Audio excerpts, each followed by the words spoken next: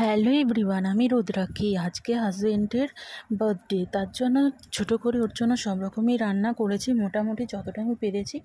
তার মধ্যে এই পেঁপে দিয়ে আমি প্লাস্টিক চাটনি রান্না করেছিলাম, তো সেটাই তোমাদের সঙ্গে শেয়ার করছি। তো তার জন্য পেঁপেটাকে একদম ছোট ছোট করে কেটে নিয়েছি, গ্রেটারে ঘষে নিলে আরও ভালো হয়। তো তারপরে কড়াইয়ের মধ্যে পেঁপে আর চিনিটা একসাথে দিয়ে দিয়েছি।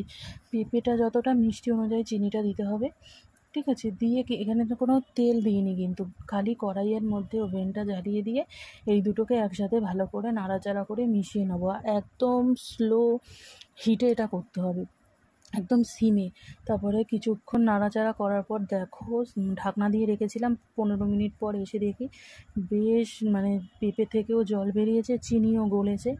গলতে গলতে দেখো ওই জলেই কিন্তু এই পেঁপেটা একদম সিদ্ধ হয়ে যাবে। তো যতক্ষণ না ভালো মতন করে পুরো সেদ্ধ হচ্ছে, ততক্ষণ আরও একদম সিমে দিয়েই এটাকে রান্না করতে হবে। তো সিদ্ধ হতে হতে দেখো চিনি থেকে কতটা শিরা বেরিয়েছে, এই শিরাটাকে এখন পুরোটা টানাবো পেঁপেটার মধ্যে। তো নাড়াচাড়া আমি বারবার করে করে দিচ্ছি যাতে না নিচ থেকে লেগে যায়। তো সুন্দর মতন করে কিছুক্ষণ ধরে নাড়াচাড়া করছি।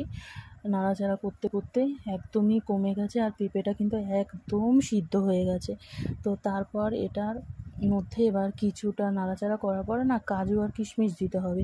এটা কেউ দিতে চাইলে দিতে পারে, আর না দিতে চাইলে না দিতে পারে, কিন্তু দিলে খেতে বেশ ভালো লাগে। তো দেখো একদম জমে একদম গামাখা হয়ে গেছে। তারপর আমি এটার মধ্যে কাজু আর কিশমিশটা দিয়ে দিলাম, দিয়ে এটাকে এবার আরও একটু ভালো মতন করে নাড়াচাড়া করে নেব কিছুক্ষণ ধরে। তো এটা নাড়াচাড়া করার পর তারপর আমি গ্যাসটা অফ করে দিয়েছি, কারণ এটা বেশিক্ষণ দিয়ে রাখলে না কেমন হয়ে যাবে। তো আর এটা জ্বালানো অবস্থায় কিন্তু এটাতে লেবুর রস দেওয়া যাবে না। আর এটাতে আমি 2টো পাতিলেবুর রস দিয়েছি। তো দেখো এখানে 2টো পাতিলেবুকে আমি কেটে নিয়েছি, আর লেবুগুলোতে প্রচণ্ড পরিমাণে রস ছিল, দেখেই বুঝতে পারছো। তো 2টো লেবুর রস দিয়ে ভালো করে মিশিয়ে দিলাম। এটা কিন্তু গ্যাস অফ করেই করতে হবে।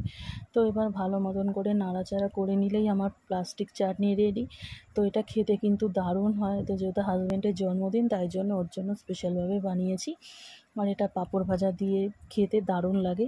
তোমরা এভাবে একবার প্লাস্টিক চাটনির রেসিপিটা করে দেখো, আশা করি ভালো লাগবে। আর ভালো লাগলে শেয়ার করে দিও আমার ভিডিওটা। ধন্যবাদ।